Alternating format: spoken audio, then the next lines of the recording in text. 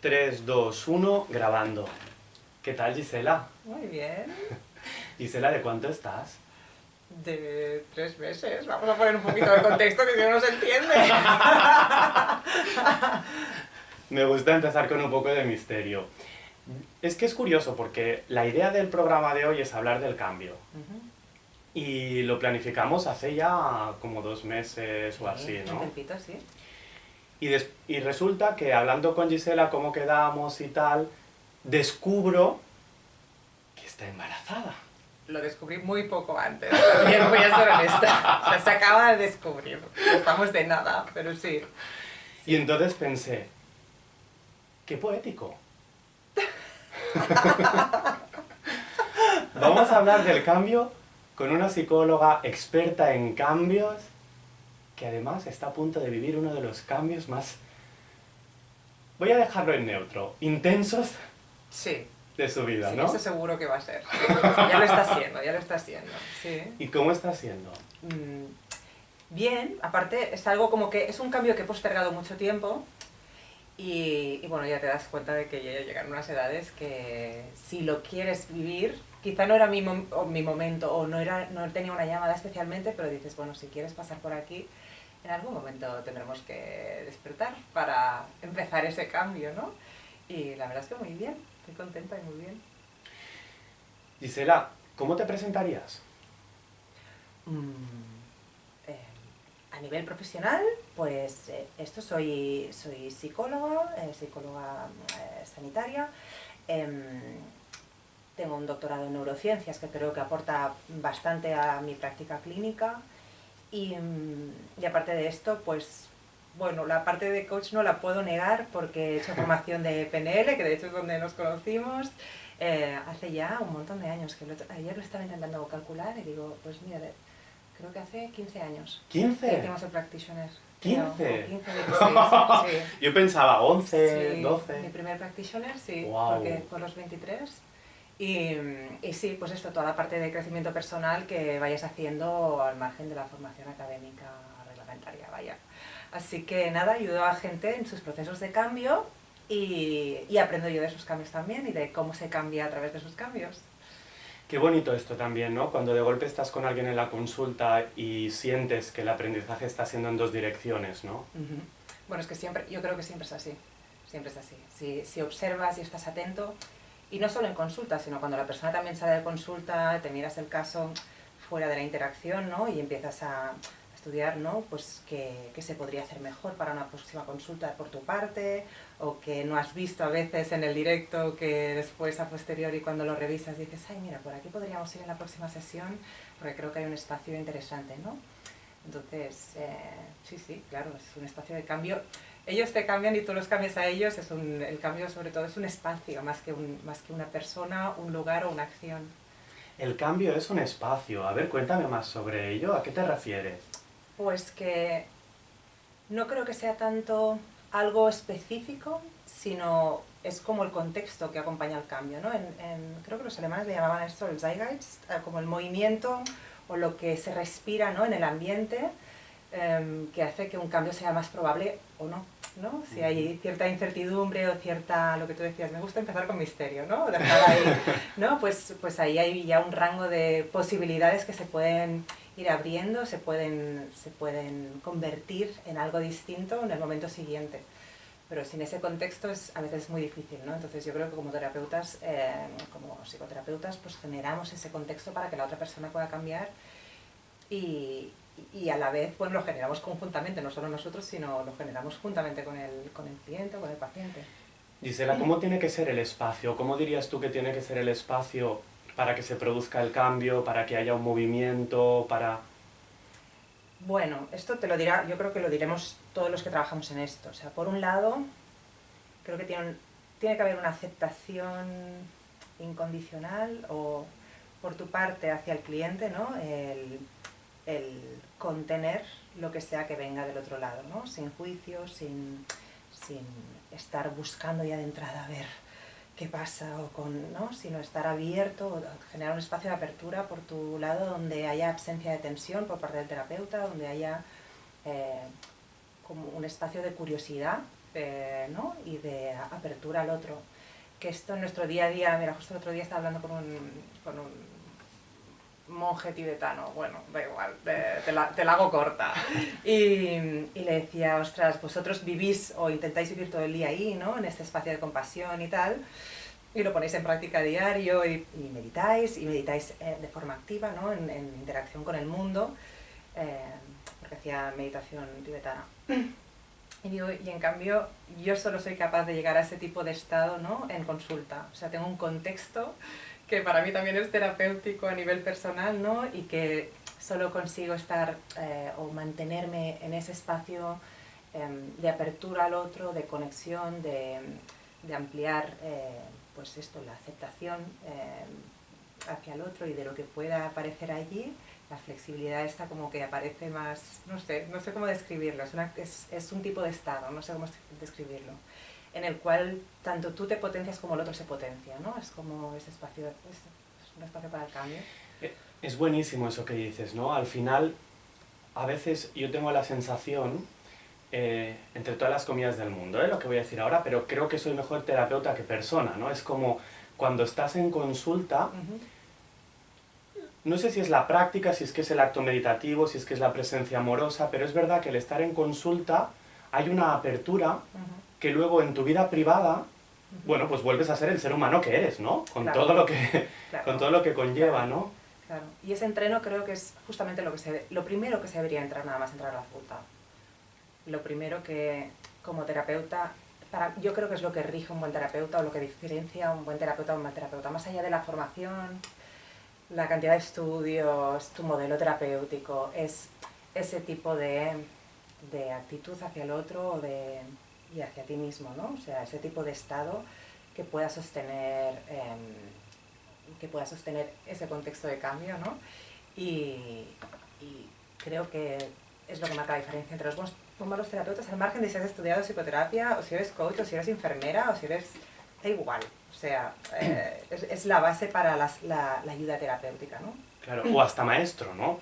También. Maestro, sí, profesora, exacto. Sí, exacto. Aprendizaje, cambio, todo lo que sea cambio. Sí. Exacto, y no se enseña en la facultad de psicología esta actitud. ¿Se enseña nada? ¿Eres pesimista con la carrera? Si pudiera, o sea, la aniquilaría, o sea, la cambiaría toda de arriba abajo. Incluso las cosas que me apetecían aprender, me encantaba, mira, justo tengo a ti delante que eres especialista en esto, me encantaban a mí las fases del sueño, la parte de qué pasa cuando soñamos, las fases REM, todo esto me fascinaba mucho antes de empezar psicología, ¿no? Viendo psicología, ¡buah! En esta asignatura toca este trozo, ¿no? Estaba entusiasmada y llegamos ahí, un profesor que ni siquiera te miraba la cara, lo típico, bueno, los científicos que están en la cabeza todo el día, y dándome información que pensaba. En ese momento no había, o yo al menos no tenía internet, ¿no? Y, uy, qué viejo ha sonado. qué viejo ha sonado esto. Y te ibas a la enciclopedia y dices, pues si esto está en la enciclopedia, que es algo de lo más arcaico que tenía en ese momento, ¿no? Si te vas a la biblioteca y esto está ya en un libro, ¿cómo puede ser que este tío que se dedique a esto solo me explique las 4 fases del sueño y se quede tan ancho y no me diga nada más de para qué soñamos o qué pasa a nivel...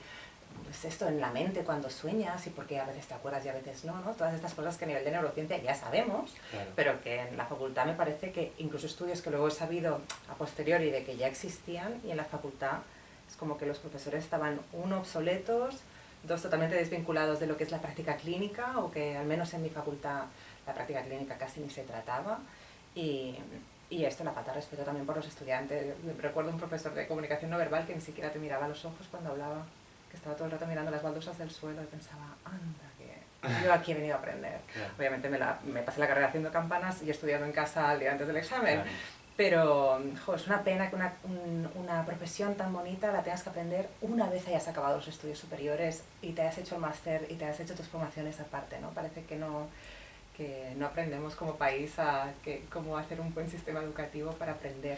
Hay a veces como una rotura entre lo teórico y lo práctico, ¿no? Yo tengo que decir que yo, como estudié la carrera más tarde, yo ya venía de otra carrera, entonces yo creo que mis expectativas eran muy bajitas cuando empecé a estudiar la carrera. Ya sabías lo que era una carrera, básicamente. Ya sabía lo que era una carrera, ya había estado escuchando a profesores de comunicación que no comunicaban, ya había... Entonces, y había escuchado a mucha gente que había estudiado psicología y me decía, no me gusta, es una carrera que no... Y entonces yo la estudié y pensé, pues no está tan mal, ¿no? Por lo que me habían dicho. De Guatemala, pues, Claro, no. al final es un tema de expectativas. También es verdad que yo la carrera la estudié en la UNED y por lo tanto la estudié por mi cuenta.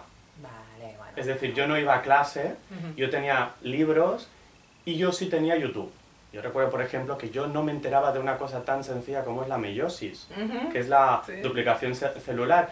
Y es muy sencilla. Yo al final encontré un vídeo en YouTube que decía meiosis para bobos. Y eso fue lo que me ayudó. Claro, yo venía de letras.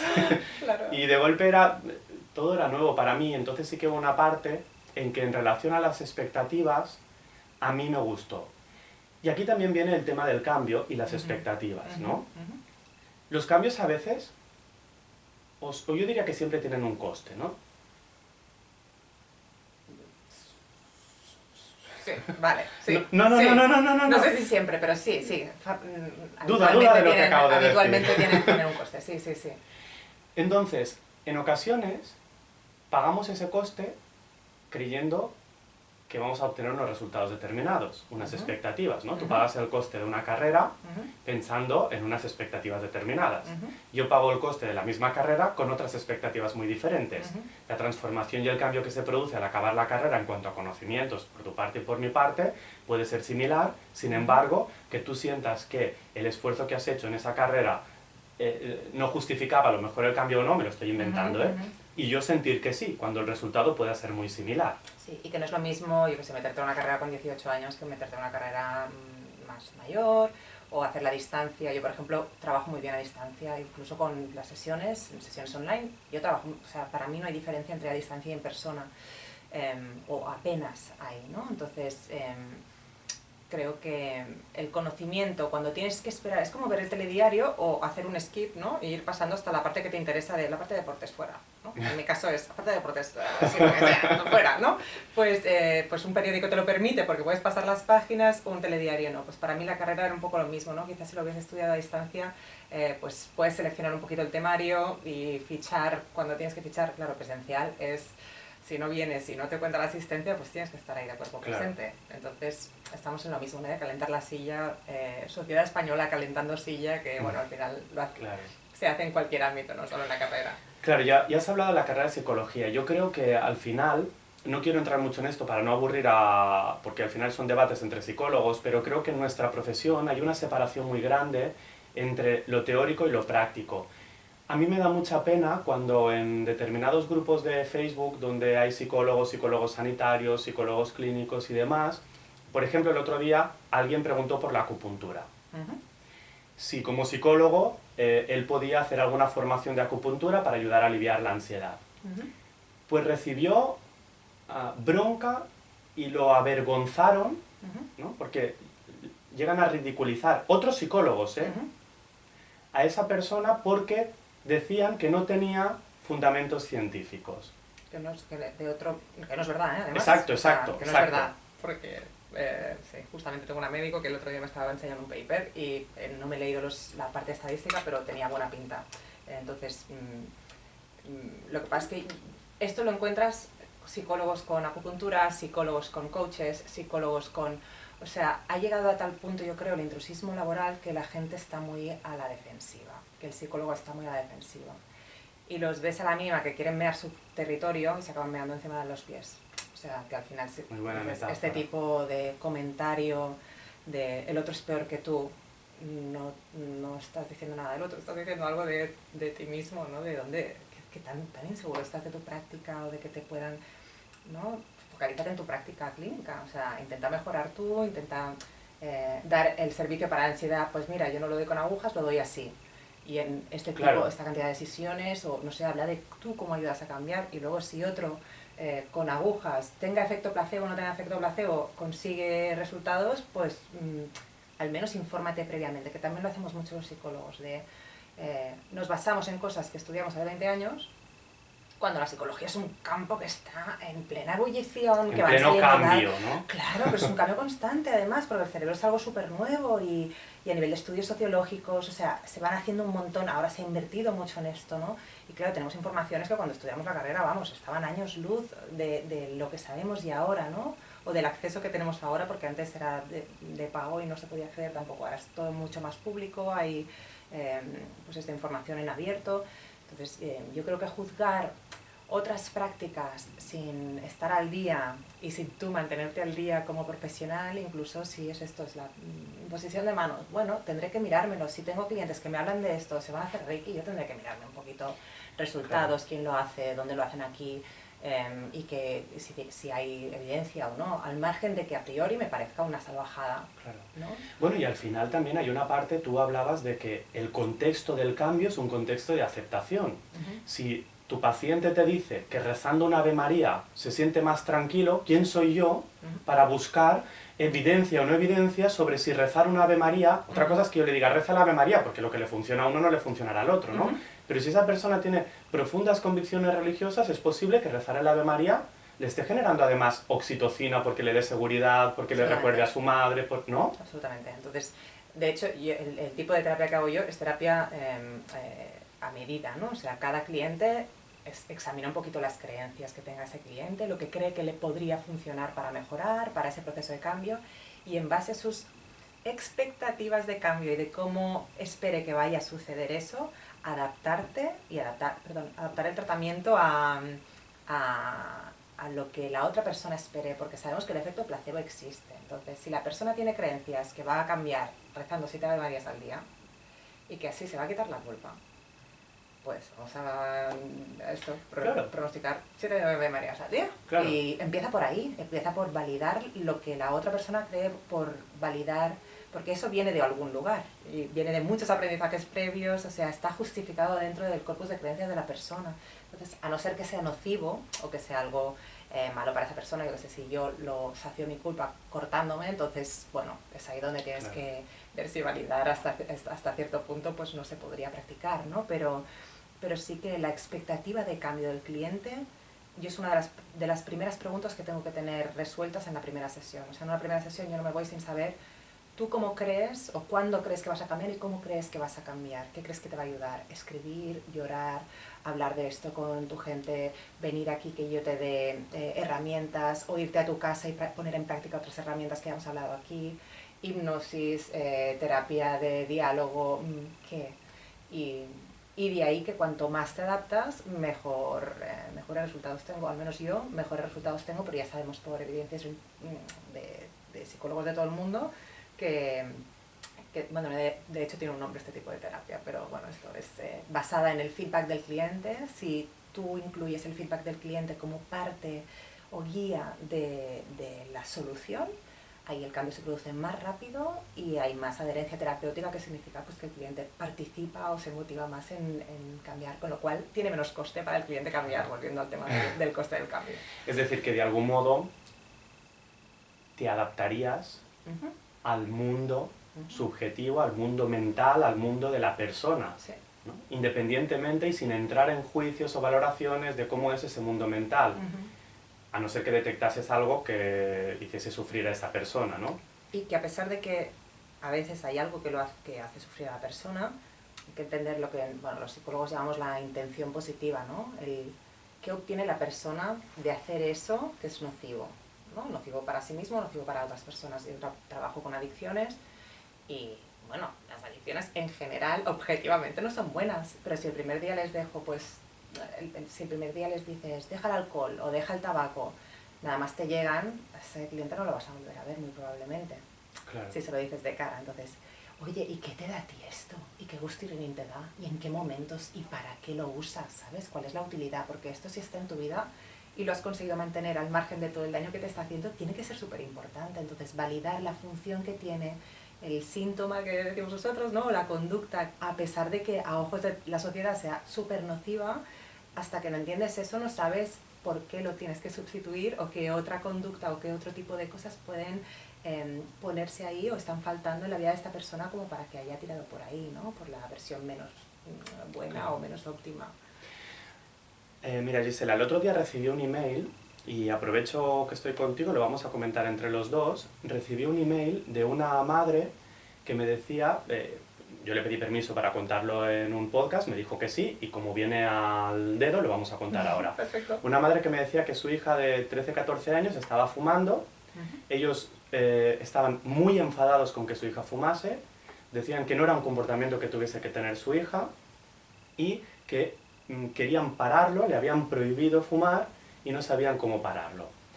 Ahora tú has comentado un elemento que a mí me parece fundamental, no solo en los procesos de terapia o de relación de ayuda, sino también en los procesos de maternidad y paternidad. ¿Qué está buscando mi hijo o mi hija con lo que está haciendo y cómo puedo yo acompañarlo a que encuentre eso de una forma más saludable en vez de oponerme a eso y por lo tanto, a lo que decías tú también, la intención positiva, ¿no? Bueno, ¿y qué estoy buscando yo en el comportamiento de mi hijo? Que esto también me parece maravilloso. O sea, cuando tenemos familias en sesión o parejas incluso, ¿no? Cuando queremos cambiar al otro, básicamente, es, ¿vale? ¿Y para qué? ¿Qué ganas tú cambiando al otro? Si el otro no fumara, tú te sentirías mejor contigo misma, te sentirías más buena madre. Y eso también es algo que hay que... lo primero que hay que apadrinar o lo primero que hay que acoger, ¿no? De, vale, ¿qué problema hay en que... No, pues es malo para la salud. No te preocupes, Vale. ya hago yo de abogado de la madre. Vale. Hombre, ¿cómo voy a dejar fumar a una hija de 14 años? ¿Esto es malo? Pues pasan muchas culturas.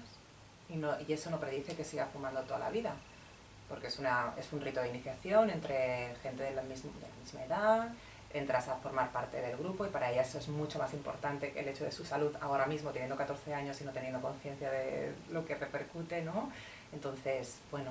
Entonces, ¿qué hago? ¿Le doy permiso para que fume y se haga daño a su salud? ¿Qué hago como padre?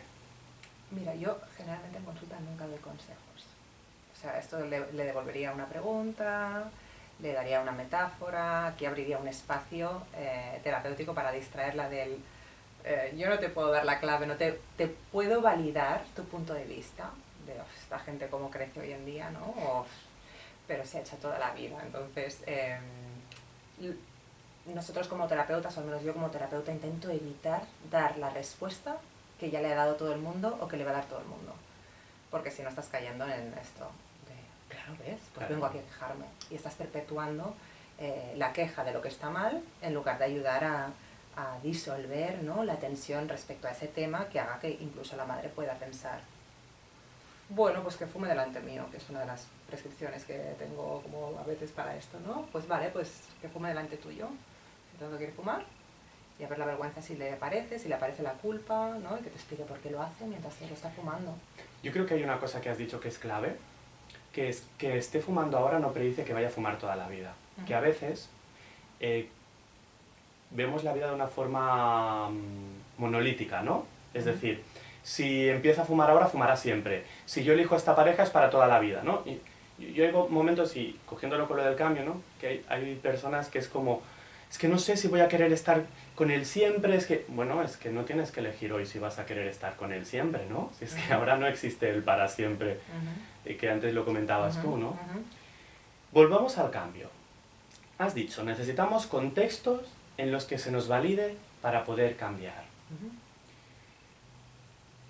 En muchas ocasiones sabemos que la gente cuando llega a consulta te dicen quiero cambiar, pero por otra parte tú estás notando, oyendo o incluso un grito mayor de pero que no cambie nada, quiero cambiar pero que no cambie nada, ¿no? Voy a hacer una pregunta muy general. ¿Qué le pasa al ser humano con el cambio? ¿Qué nos pasa? ¿Qué me pasa a mí? ¿Qué te pasa a ti? ¿Qué nos pasa? Genera rechazo, el cambio genera rechazo. A grandes modos, o sea, cuando no es automático. Porque por eso, cuando antes has dicho el cambio genera un coste, yo pienso, bueno, dormir cuando tienes sueño es un cambio de vigilia a sueño y a pesar de eso no nos pesa, porque te apetece y porque es hacia donde va, ¿no?, naturalmente el cuerpo, ¿no? Es cuando no vamos ahí naturalmente, lo que nos fastidia, yo ahora hacia esta dirección no me sale de natural y esto me tendría que salir de natural. Muy bueno. ¿No? Porque es la sensación que yo tengo de identidad, claro. Es que yo no soy así. Claro. Entonces, una de las metáforas que yo uso, o una de las explicaciones que doy a veces es la sensación que tú tengas ahora respecto a esto es el resultado de todas tus experiencias previas, ¿sí? Tú has acumulado un montón de aprendizajes que ahora te hacen sentir esto, pero esta emoción que tú tienes ahora son datos, no te predicen el hacia dónde ir. Entonces, para crear el camino de hacia dónde ir, tiene que ser un lugar que que lo sientas como nuevo, diferente, raro, sentirte como fuera de tu lugar, igual que lo has sentido tantas otras veces, la primera vez que cogiste un lápiz e hiciste tu primera letra A, o tu primer punto en la I, ¿vale? Son primeras veces. Y hay gente que no lo siente como primera vez porque a lo mejor ya lo estás experimentando en otro contexto. Pero entonces, lo que te ha traído hasta aquí no es lo que te va a llevar hacia otro lugar.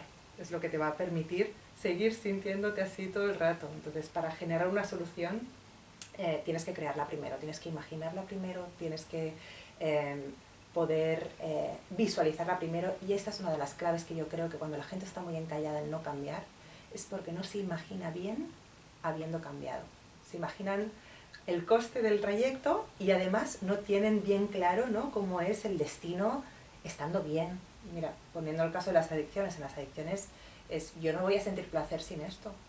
Seré incapaz de sentir placer en la vida sin esta adicción, ¿no?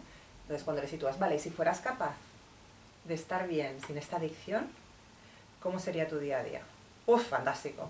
Y ahí es cuando empiezas a tirar del hilo, ¿no? De vamos a definir esto con tanto detalle que lo experimentes ahora mismo, que lo vivencies el estado de solución y no el estado de dificultades de donde venías. Porque el estado de dificultad te va a seguir generando dificultad. Es decir, el primer punto para poder iniciar un proceso de cambio, para cambiar, ya sea junto a alguien o en soledad, es imaginar y soñar allí donde nos gustaría estar, ¿no? Sí. ¿Qué es eso que quiero para mí, ¿no? ¿Cómo va a ser? ¿Cómo lo voy a oler? ¿Cómo lo voy a sentir? ¿no? Y vivenciarlo, o sea, no solo imaginarlo, sino vivenciarlo. Explícame la esto. terapia orientada a soluciones se basa un poco en esto, ¿no? De, hasta que tú no experimentas el resultado y ese resultado es mejor de lo que tienes ahora, no vas a ir para allá. Está claro, es lo clásico de la zona de confort, ¿no? Sal de tu zona de confort, vale, dame otra zona más confortable. Y entonces saldré de la que estoy ahora, de ir de zona de confort a zona de más confort. Pero nadie quiere pasar por el disconfort a no ser que le tengas asegurado el maná, ¿no? El destino el éxito, final, claro. Éxito entendido como conseguir aquello que está aspirando. Entonces muchas veces la gente se piensa que las emociones son direcciones, y no, las emociones son datos, pero no te dicen hacia dónde ir, no te marcan una dirección, ¿no? Y dependemos mucho de estas emociones, ¿no? Si yo siento miedo aquí es que no tengo que hacerlo. Empezamos con las supersticiones ya de, pues esto, si a mí esto me da placer, pues es que esto me va bien, ¿no? Vale, sí, pero imagina cómo sería el caso inverso o el caso alternativo y experimentalo. Hasta que tú no experimentas cómo es vivir en el cambio, o habiendo cambiado y estando bien, no vas a mover el culo, claro que no. Gisela, es buenísimo esto. Las emociones son datos, no nos indican dirección, porque en muchas ocasiones nos movemos por el principio del placer y el dolor, ¿no? Si me da placer es que es bueno, si me produce dolor es que me tengo que alejar. Que es maravilloso, ¿eh? Por otro lado. O sea, mundo animal, claro. Vale, pero es que hoy en día ya no vamos, tenemos neocórtex, entonces ya no podemos basarnos solo en eso. O sea, claro. Usemos el neocórtex, claro, ¿no? también, además, sí. Porque el placer por placer pues nos puede llevar esto a una adicción, ¿no? O el dolor sostenido a nivel familiar y que te resulte familiar el dolor, pues hará que tú busques dolor en tus parejas, en tus ambientes laborales, ¿no? Entonces, una emoción no te puede estar marcando el destino o el rumbo de tu vida. Tienes que decidir hacia dónde quieres vivir o cómo quieres vivir tu vida. Y ese proceso de decisión creo que una vez empieza a estar un poquito claro y la gente lo tiene como más... ve que no hay nada de malo en ello o en planteárselo, el miedo al cambio empieza a desvanecerse o empieza poco a poco a hacer un fade out, ¿no? A desaparecer. Gisela, yo te voy a preguntar lo que me apetezca y tú vas a contestar lo que te dé la gana. ¿Te parece? ¿Ah, no era así hasta ahora? ¿Me he perdido algo? Vale, ok. Porque quiero preguntarte, ya que a mí me gusta conocer la parte humana de la persona con la que estamos hablando, porque creo que si no caemos todos en lo teórico. Quiero saber ¿cuáles son aquellos cambios en tu vida? Ya te digo, contéstame si te da la gana. Sí. ¿Cuáles son aquellos cambios en tu vida que considerarías significativos, ya sea porque han sido difíciles, ya sea porque no has conseguido lograr el proceso de cambio, ya sea porque cuando cambiaste dijiste, ¡ah, qué bien!, ¿no?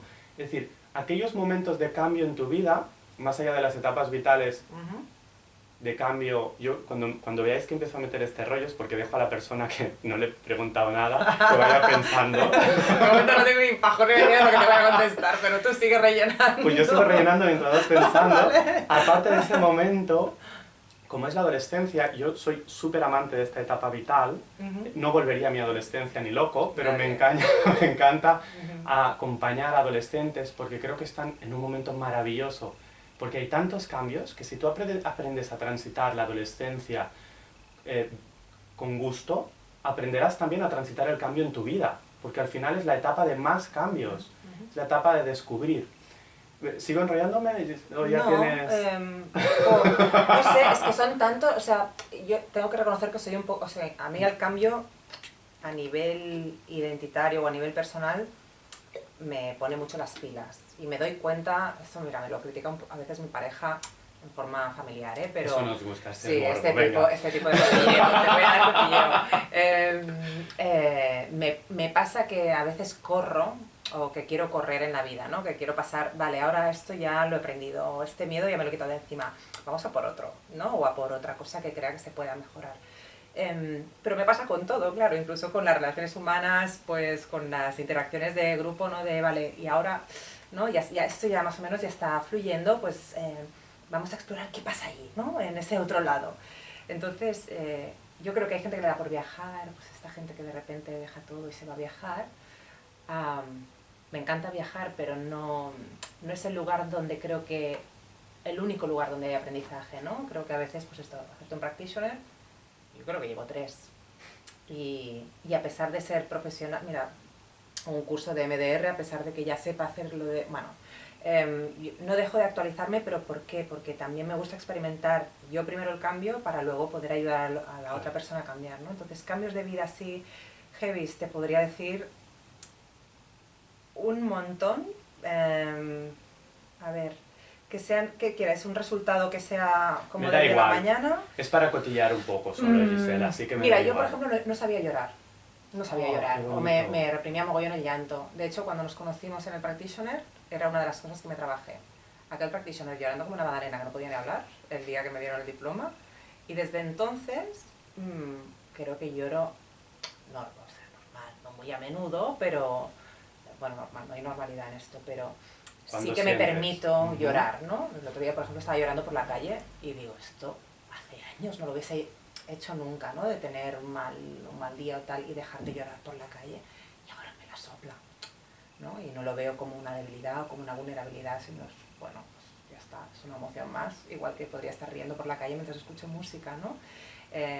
Y eso fue, por ejemplo, uno de los cambios, ¿no? Una de las cosas que yo creo que se destaponan cuando te trabajas, ¿no? Se descongelan, ¿no? Cuando se trabaja. Otros cambios, pues aprender sobre el compromiso, ¿no? Poder estar, cuando te cuesta una relación, en lugar de dejarla ir, ver cómo se puede acoger desde un punto de vista más amplio y ampliar recursos y todo esto, tanto en relaciones personales como en relaciones con amistades o familia. Ostras, te podría decir fobias y tal, te podría decir cosas como específicas, yo qué sé, dejarme de morder las uñas, que era una compulsión que tenía un montón, y también dejar de fumar, o sea, he tenido un montón de cambios cambios que luego me han ayudado también a conectar más con la gente que está pasando por este tipo de procesos.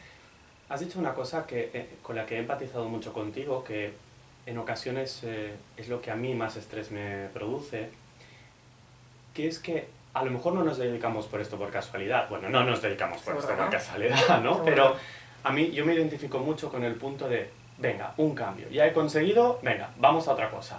Venga, vamos a otra cosa, sin completar el último punto del círculo gestáltico, ¿no? Que es el de, no, disfruta ahora de donde has llegado, ¿no? Que es, creo que lo dije una vez en un programa, ¿no? Yo hago un plato de comida hasta que me sale bien. Cuando me sale bien parece que ya pierdo motivación por poder hacer ese plato de comida y entonces me paso a hacer otro, ¿no?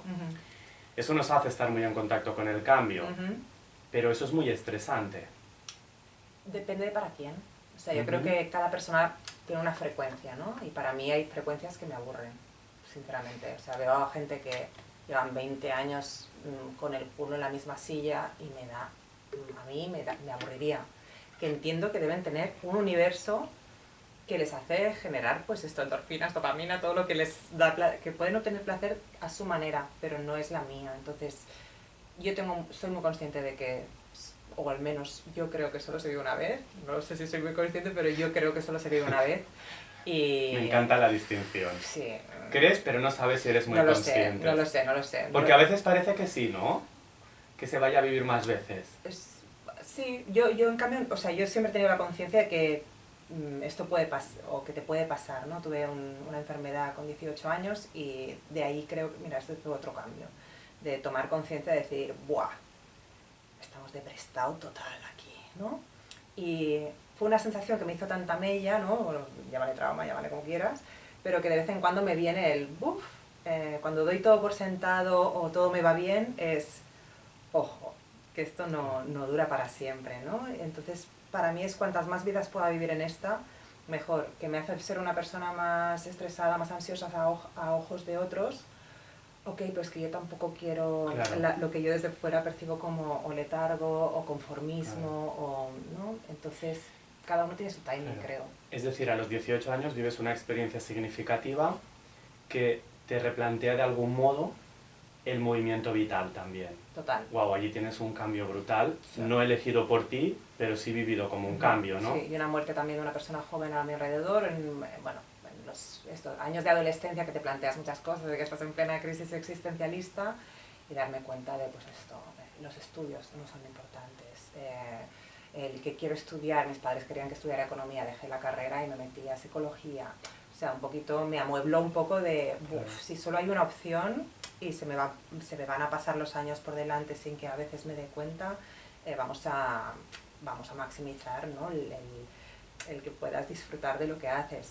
¿Qué pasa? Hay muchas cosas que no se pueden hacer, o por medios, por dinero, por tiempo, por cansancio, porque tienes otras prioridades que también son importantes, pero siempre intento buscar espacios en paralelo, ¿no? No quedarme con lo conocido y la familiaridad y el bienestar que te genera eso, y estar en la cama y no hacer nada, que también lo disfruto un montón, sino a la par uy, ¿qué hay detrás de esa puerta? Y yo creo que sin esa curiosidad, bueno, si somos psicólogos, yo creo que también viene un poco por ahí, ¿no? De, uy, esta vida, ¿cómo ha podido hacerse así? ¿Y cómo puede pensar la persona así? ¡Uy, qué maravilloso! O sea, claro. La diferencia, ¿no? El detectar diferencias o discriminar diferencias entre lo que tú de normal sientes y el otro siente, entre lo que has sentido hasta ahora y lo que de repente, yendo para allí, descubres que podrías sentir, ¿no? No sé, teniendo estas capacidades y teniendo todas las posibilidades del mundo desarrollado y tal, pues creo que vale la pena vivir es chulo. Qué bonito, ¿no?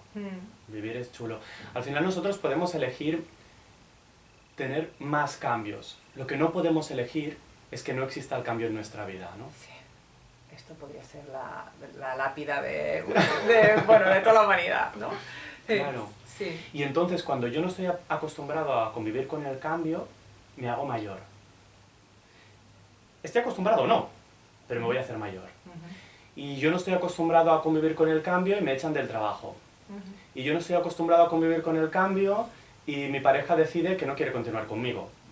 Y yo no estoy acostumbrado a convivir con el cambio y viene una crisis económica que lo remueve todo. Creo, y me gustaría que me dieses tu opinión, Gisela, que en los años 80, con la sociedad del bienestar, 70, 80, la gente acabó creyendo que podía tener una supuesta estabilidad vital, una pareja para toda la vida, un trabajo para toda la vida. Sin embargo, nosotros que somos millennials, y los que vienen detrás ya ni te cuento, hemos tenido que aprender a convivir con el cambio de una forma más clara que la generación que nació en los 60, por decir algo, ¿no? Total. Sí. Sí. Y bueno, es que ahora se me han abierto aquí como varias compuertas, pero... Adelante. Sí.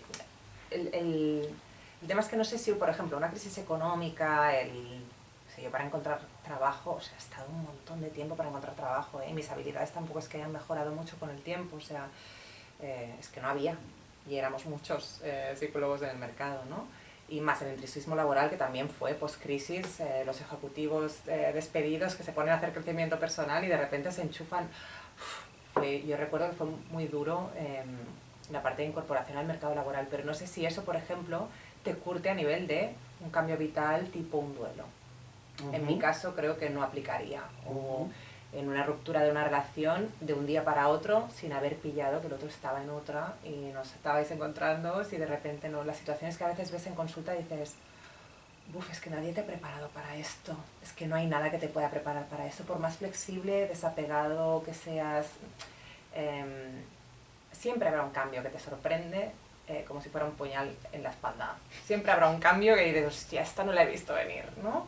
Y porque si no, no habría aprendizaje tampoco, no habría crecimiento, no habría desarrollo, si todo lo puedes predecir, vaya rollo, ¿no?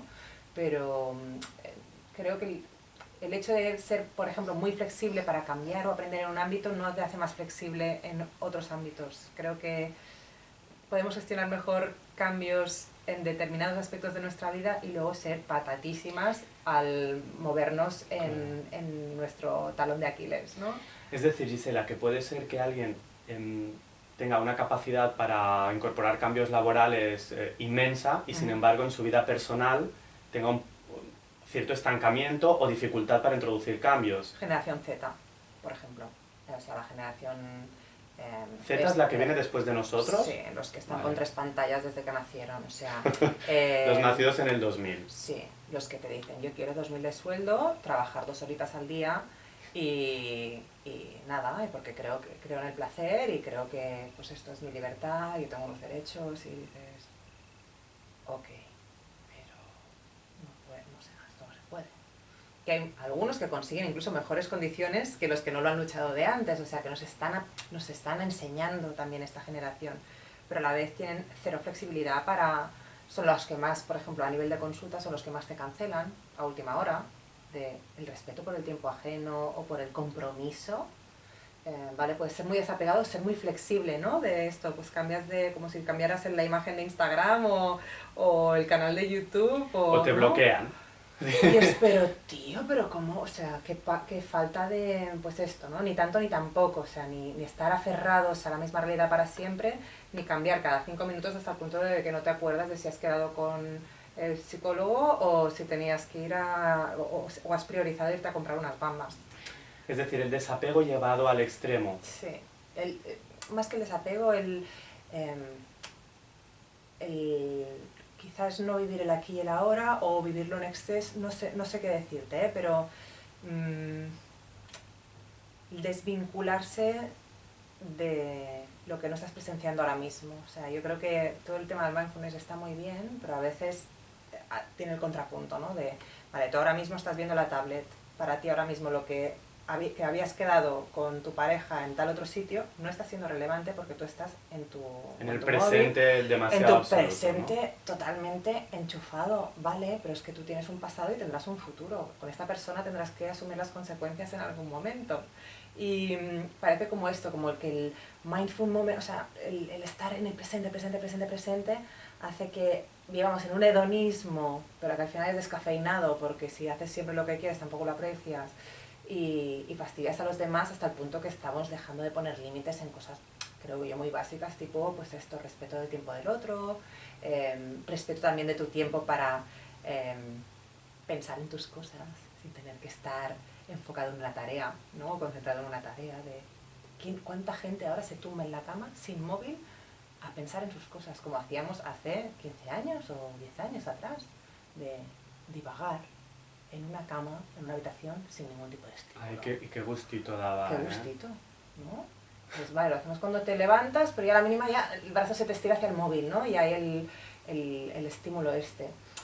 Entonces, pues eso, yo creo que hay gente que a lo mejor cambia muy fácil en una dirección o laboral o de pensar nuevas ideas o de cosas que nunca se habían permitido pensar las antiguas generaciones y luego, pues esto tiene la contra como todo, ¿no? De que no hay una fórmula perfecta aquí. Gisela, sé que no das consejos, a mí tampoco me gusta. Sin embargo, sí que me gustaría que pudieses, para cerrar el bloque del cambio, para animar a la reflexión, yo imagino que quien nos está escuchando pueda estar en una relación que no le satisface, a punto de dar el salto, pero con miedo que pueda pasar con sus hijos, miedo que pueda pasar con él o con ella. Alguien que pueda estar en un trabajo que no le llena y que está planteándose, creo que ha llegado el momento de moverme. Alguien que esté en una situación de transición. Si te estuviese escuchando ahora, si pudieses hablarle al oído, ¿qué le dirías? Haría muchas preguntas. Sí, sería el inicio. Ese sería el inicio. ¿Qué le preguntarías? ¿Qué es lo peor que puede pasar? Una de las primeras preguntas, ¿no? ¿Qué es lo que temes, ¿no? ¿Qué es tu idea temida? Que a veces es cierta, ¿no? De quedarme desempleado implica que en 2 meses ya no puedo pagar el alquiler. Ok. Pero hay veces que no. Ayer justo, mira, es anónimo, por lo tanto lo puedo contar. Se presentó de impromptu, o sea, de sopetón, ¿sí? Una ex clienta mía que hacía a lo mejor 6 meses que no veía, que tenía rollo laboral. De hecho, me la derivaste tú. Vale. Y bueno, tenía un rollo con el trabajo y de repente se presenta aquí diciendo que la han echado. Pues, y ha cobrado un bastón. Bien. Fue una visita inesperada, o sea, todo fue un poco raro, ¿no? Pero es un caso que dices, una persona que no está a gusto con su trabajo es que lo mejor que le podía pasar, desde mi punto de vista, a nivel estrictamente personal, delante de ella no se lo hubiese dicho, pero lo mejor que te podría pasar es que te echen. Porque tienes tanto miedo a cambiar de trabajo o a el rechazo de un nuevo trabajo que no te estás moviendo, pero es que aquí te caerá un finiquito que te lo podrás plantear y que te hará mover el culo en lugar de quedarte todo el día ahí quejándote, ¿no?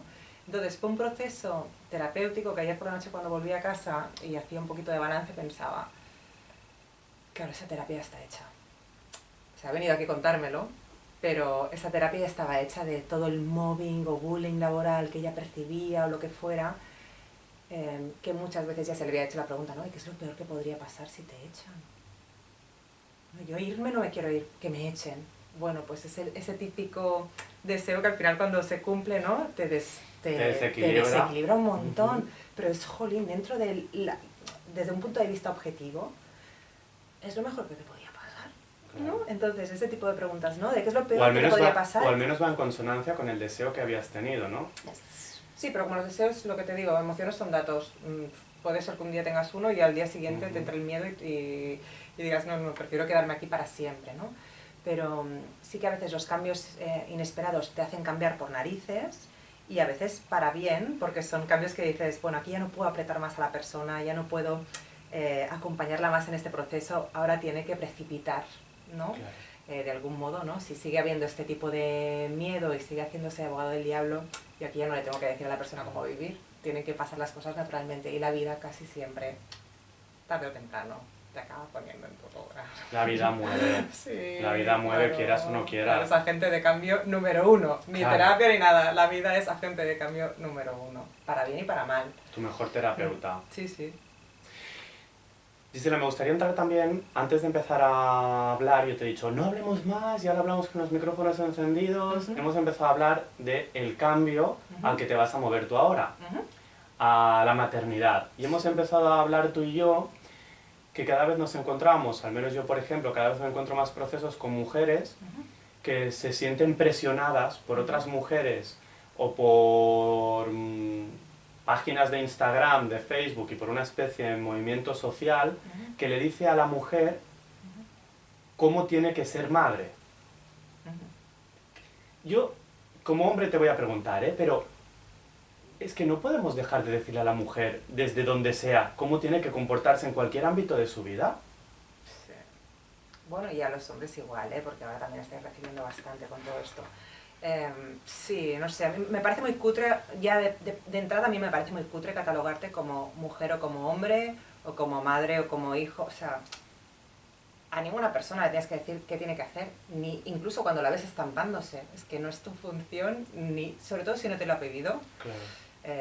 No somos tontos, no podemos tratar al otro como si fuera tonto, entonces creo que a veces, pues esto, madres más expertas te pueden decir, uy, esto las náuseas se te va a pasar en 4 días, pues mira, llevo 3 meses vomitando cada día, y a las que me han dicho, oh, esto no te preocupes que se te va a pasar en 2 días.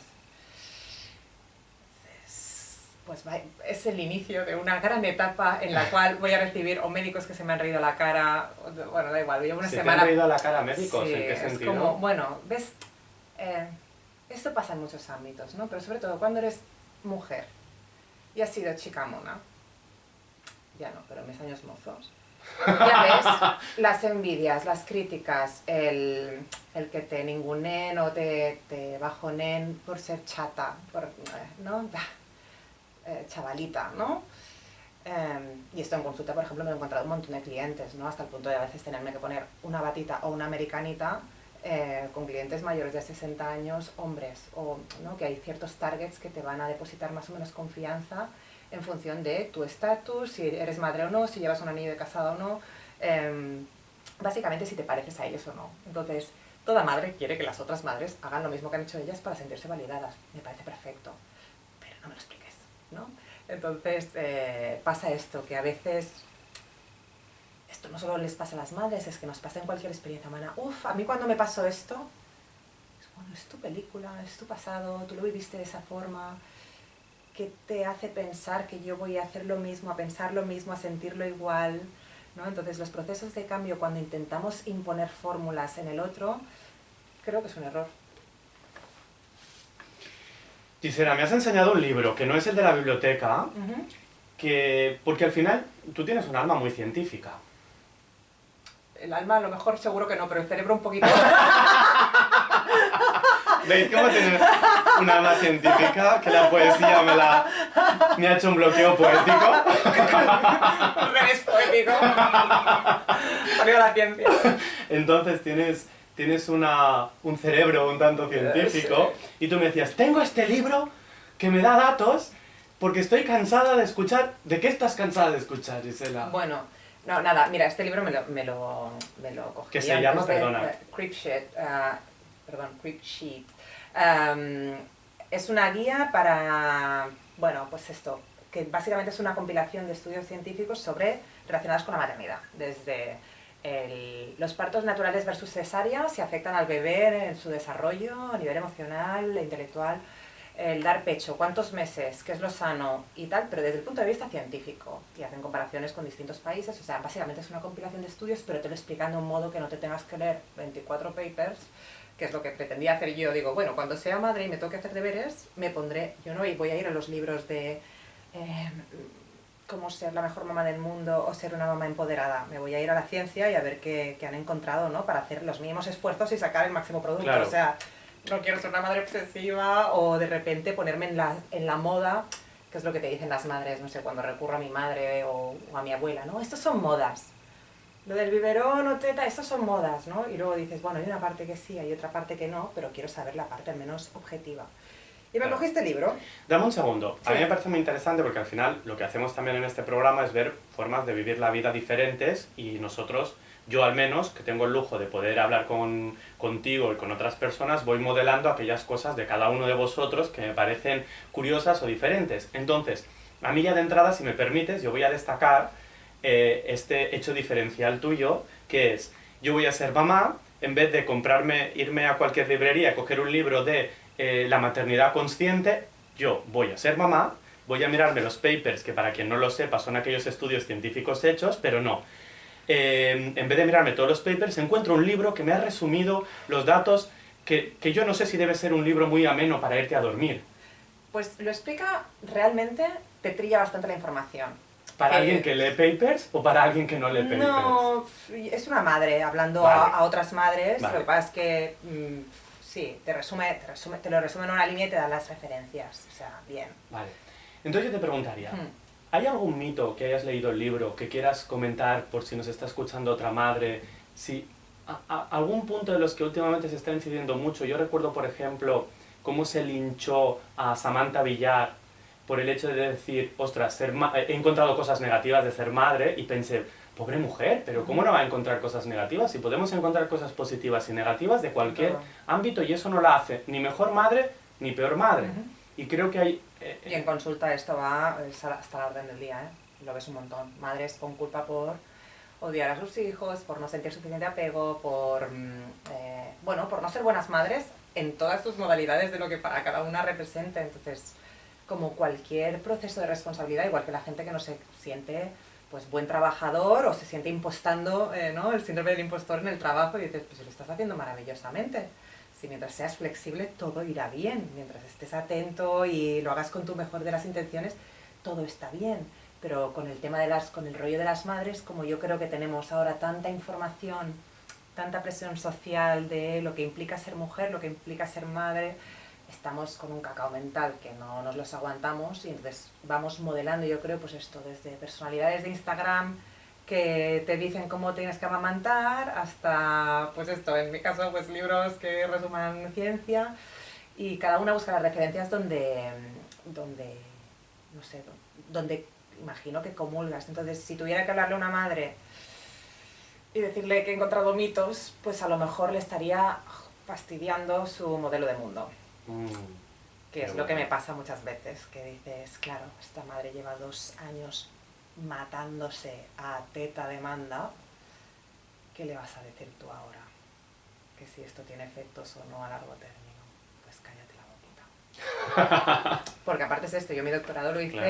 en desarrollo infantil, o sea, estudiando los bebés desde que nacen hasta los 2 años, o sea, es que soy especialista además en esto, ya he estado en muchas conversaciones donde, ay, al niño no le puedes hablar las 2 lenguas, y dices, justamente le tienes que hablar las 2 o más lenguas desde que nace, aunque no hable, pero es la forma de aprenderlas mejor. Entonces todas estas creencias que a nivel cultural ves que ahí no puede entrar, lo que decíamos, ¿no? Ajustarte a la otra persona y a medida dar la respuesta que crees que puede tomar. Muchas de mis amigas, lo que no estoy leyendo, no lo voy a comentar, porque invalidaría o les haría sentir inseguras respecto a su modelo de maternidad. Ahora, las que creo que son de mi rollo, o la gente que todavía no es madre, oye, ¿sabes qué me pasa? Que he leído esto. ¿No? Pues así de fácil, la gente se lo complica y yo me lo haré así de fácil.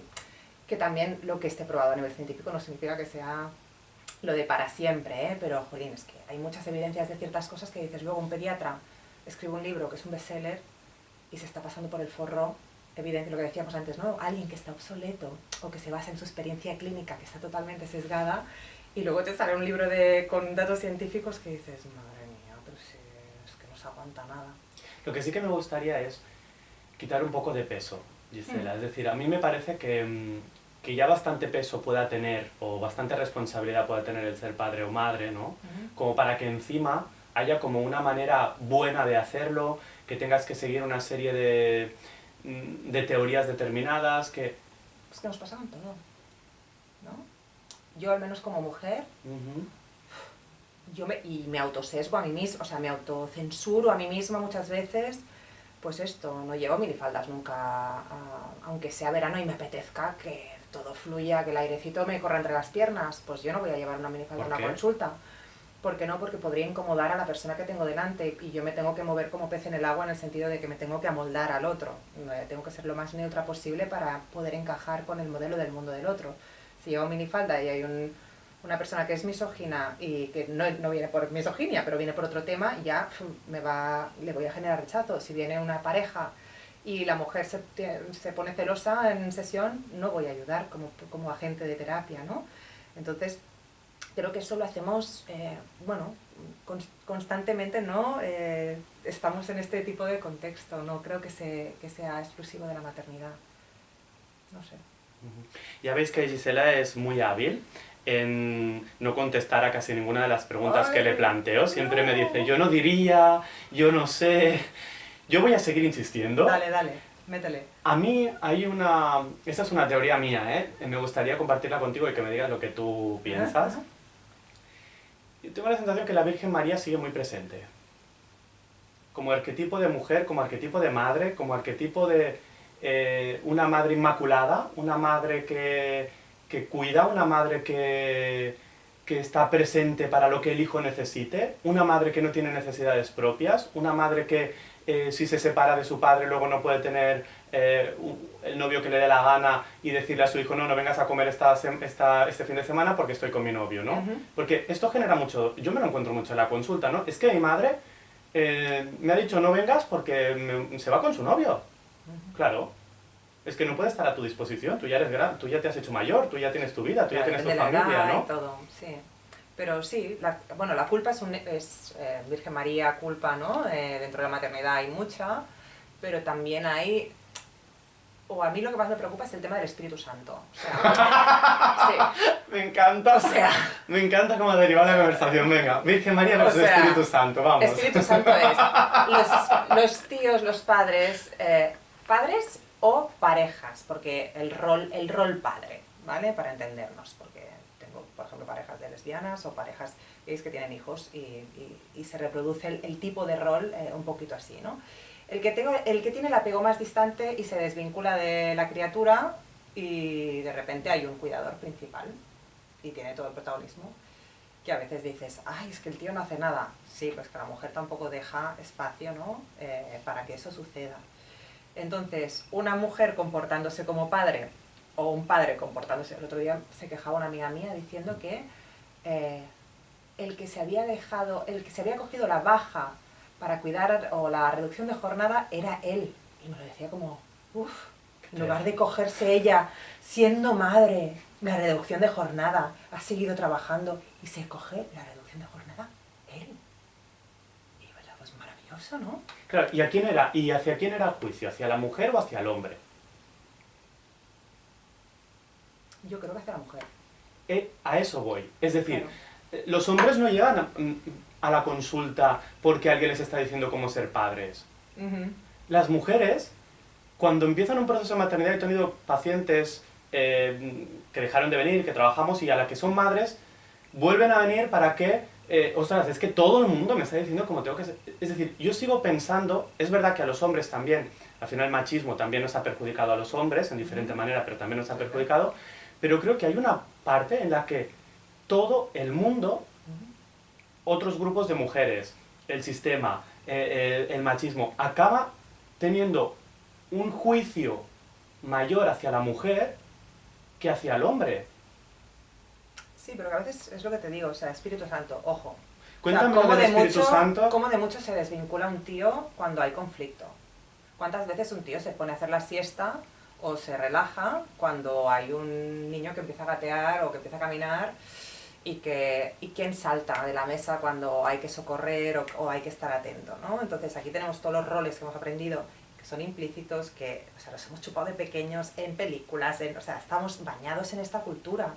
Pero para mí el rol Espíritu Santo de los tíos, que a veces es gracias a que la mujer acapara y no deja espacio para que el hombre pueda participar de igual a igual, me parece igualmente relevante, ¿no? El hecho de decir, mira, yo justo ahora que estoy, si quieres ir al cotilleo, claro, le decía a mi pareja, yo no pienso ver documentales de bebés y de mitosis y de embriones cuando tengo un puñetero doctorado en desarrollo cognitivo infantil, tío, ponte las pilas tú.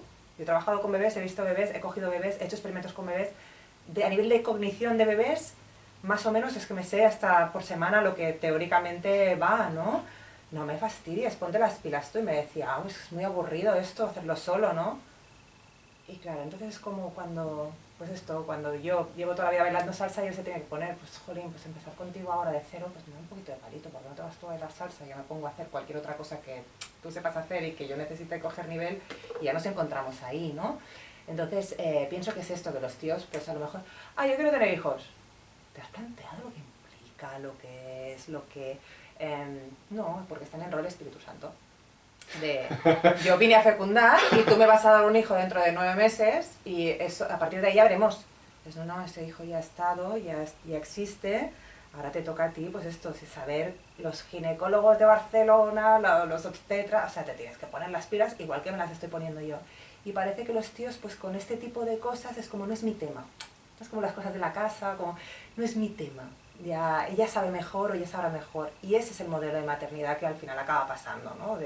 Si no te lo curras de entrada y vas repartiendo los roles y decir, hasta aquí, me encantaría saber de esto, pero prefiero que lo hagas tú, ¿no? Y nos distribuyamos un poquito más la crianza o incluso un proyecto de crianza. Pues yo esta madrugada que estoy con insomnio, pues me estaba mirando colegios y digo, a ver, me estoy flipando un poco, pero estaba mirando pues las tendencias actuales, no sé, para investigar un poco. Y pienso, no mires demasiado, porque si no otro te irá a remolque. Entonces, dale espacio y para él esto no será relevante hasta que ya se haya pasado la fecha de inscripción de cole, de cuando toque, ¿no? Pero bueno, intenta no sobreproteger, que es la tendencia que tenemos madres, mujeres, el rol de madre-mujer estereotípico, ¿no? Y incluso los terapeutas. Exacto, que también influye. ¿Hay algo biológico en esto? ¿Tú que has estudiado Fijo. el cerebro? Fijo, Es decir, porque a lo mejor, y esta es otra pregunta que hago, a lo mejor hay momentos en que estamos queriendo ir contra la biología, o no lo sé, ¿eh? Yo no tengo ni idea. Pero bueno, como la biología es estarte meando y aguantarte hasta que puedas mear. O sea, para mí la biología no determina. Puede condicionarte, pero no determina. Del mismo modo que la biología y la cultura están tan entrelazadas que ya no sabemos qué es biológico, claro, y no. O sea, bueno, y yo qué sé, si se moría la mujer y se quedaba el hombre en la cueva con el bebé, lo abandonaba, se lo comía, ¿qué pasaba allí? Pues muy probablemente, si se había hecho un buen apego, pues a lo mejor es un compañero con el que ir a cazar, o no. Entonces, o bueno, pues si es una hembra, pues a lo mejor te puede reproducir más adelante si eres la única tribu de, ¿no? Entonces es tan difícil determinar qué es, bueno, lo que los americanos dicen, el debate de nurture, nature, ¿no? Lo biológico y lo aprendido, lo cultural, que creo que al final da igual, móntatelo como quieras. Si estás teniendo un ataque de pánico y no lo quieres tener, lo biológico te está llevando a tener un ataque de pánico, pero vale, ¿qué haces tú con eso, no? Entonces siempre es ¿qué haces tú con lo que suceda? Si a ti no te encaja, no te va bien, pues moldeamos. Vale, yo puedo tener muchas ganas de estar con mi bebé, pero sé que estoy perdiendo mi identidad. Esto es algo que pasa, ¿no? A nivel de mujeres, ¿no?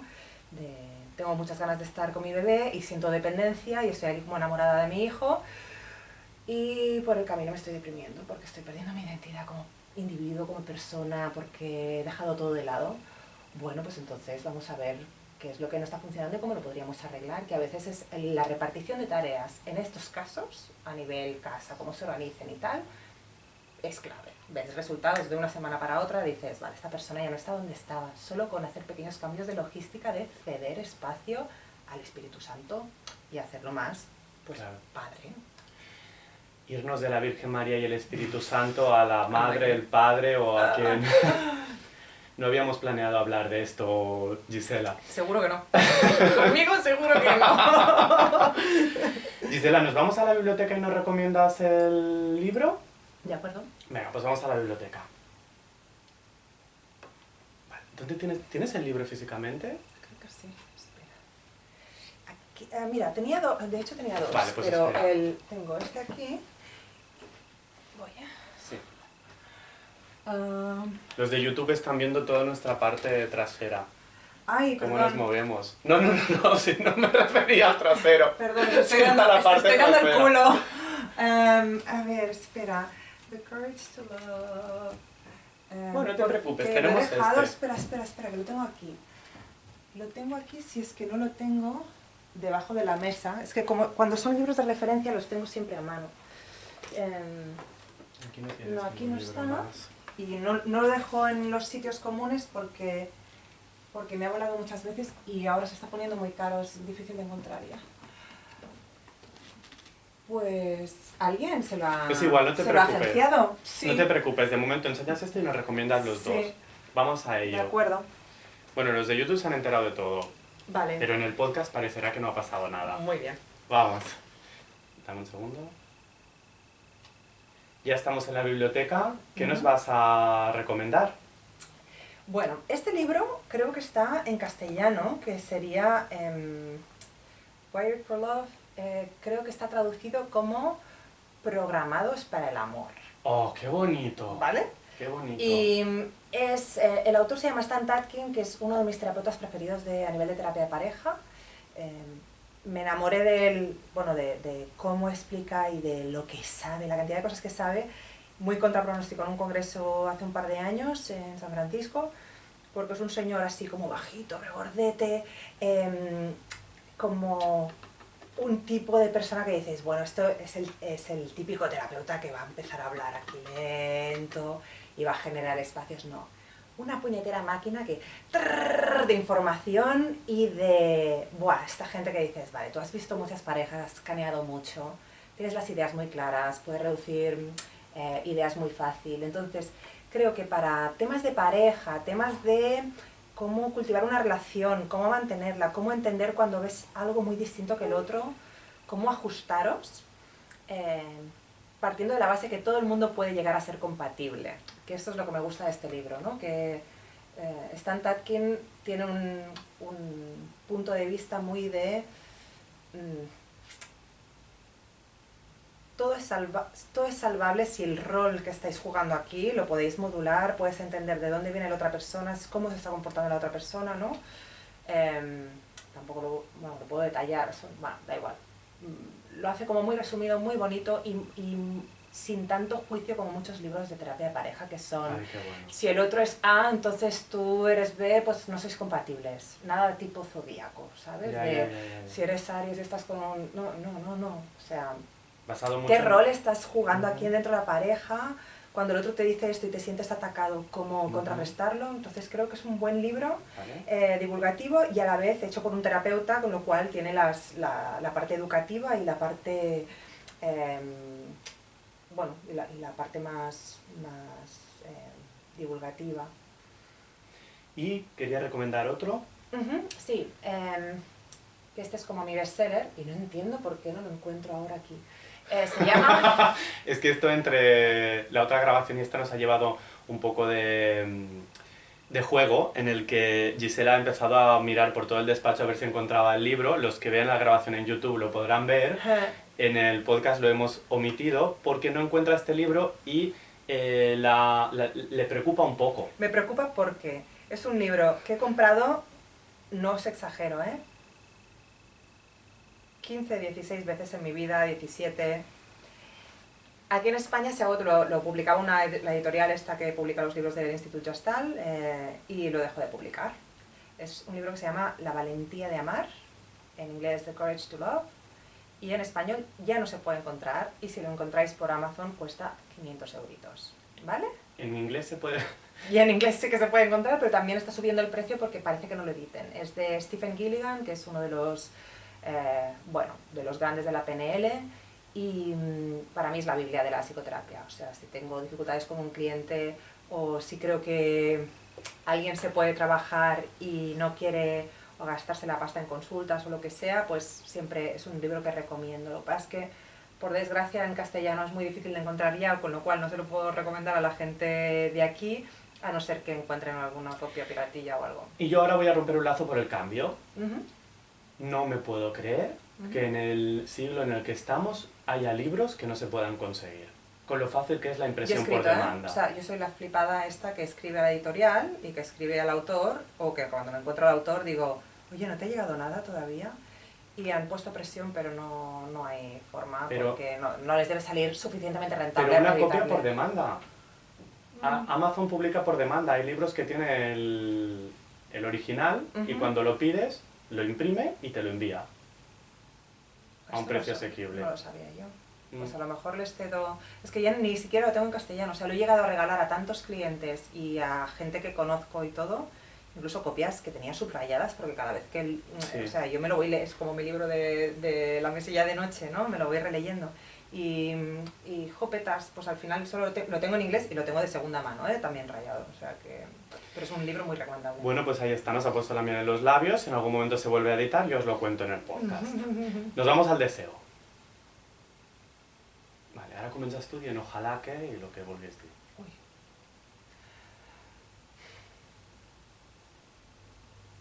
Vale. ¿Sí? Vale, sí.